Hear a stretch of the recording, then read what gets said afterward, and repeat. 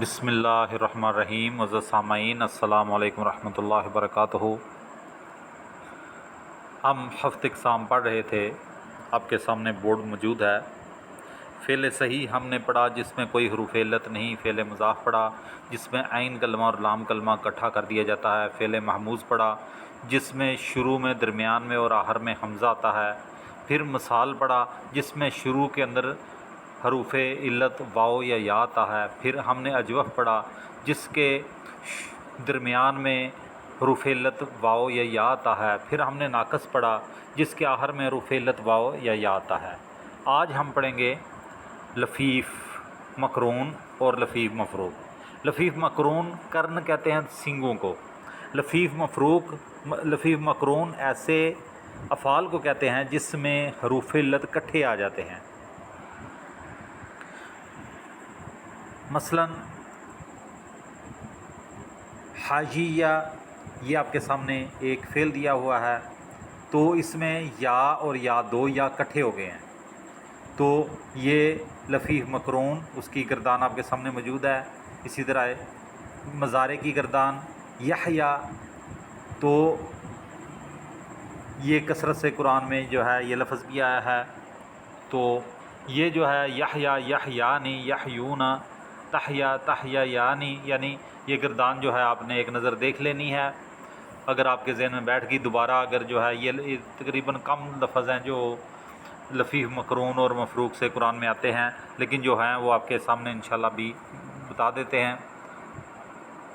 اسی طرح لفیف مقرون امر کی گردان آپ کے سامنے موجود ہے، احیا احیایا احیو احیئی احیایا احیینا، تو یہ جو ہے آپ کے سامنے لفیف مقرون تھا۔ ابھی لفیف مفروق آپ کو بتاتے ہیں۔ لفیف مفروق ایسے افعال کو کہتے ہیں جن کے اندر حروف علت علیحدہ علیحدہ آئیں، یعنی درمیان میں کوئی دوسرا لفظ آ جائے، جیسے واقعہ، واو حروف علت ہے، کاف حروف علت نہیں ہے، اور یا حروف علت ہے۔ اب یہ دو حروف علت ہیں اور درمیان میں ایک اور لفظ آ گیا، تو ان کو لفیف مفروق کہتے ہیں، یعنی ایسے افعال جن کے اندر دو حروف علت ہوں لیکن علیحدہ علیحدہ ہوں، ان کو کہتے ہیں لفیف مفروق۔ گردان آپ کے سامنے موجود ہے مضارع کی، یاقیہ یاقیان یاقونا، تو یہ بھی قرآن کے اندر جو ہے کثرت سے یہ فعل آتا ہے، اس وجہ سے جو ہے اس کی گردان بھی آپ کے سامنے دی ہے۔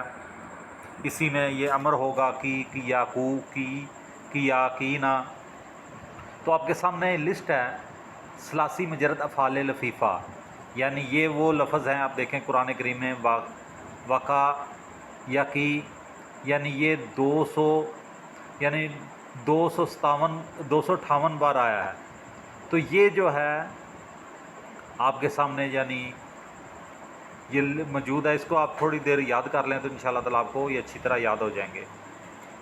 اس کے بعد یہ قرآن کریم کی آیات، ان کا جو ہے اس میں لفیف مفروق اور مقرون یہ جو ہے ان کے افعال دیے ہوئے ہیں۔ اس کے علاوہ جو ہے اس کے اندر جو ہے مخلوط افعال بھی ہیں۔ مخلوط افعال کسے کہتے ہیں؟ جس میں حروف علت اور حمزہ اکٹھے ہو جائیں۔ مثلا اتا یاتی، یہ ثلاثی مجرد مخلوط افعال کا آپ کے سامنے جو افعال موجود ہیں۔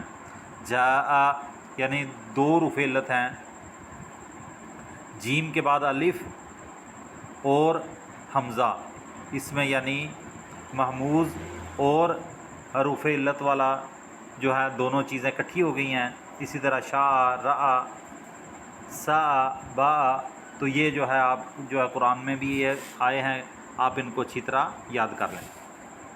اور یہ قرآن کریم کی آیات، ان کا آپ نے ترجمہ کرنا ہے۔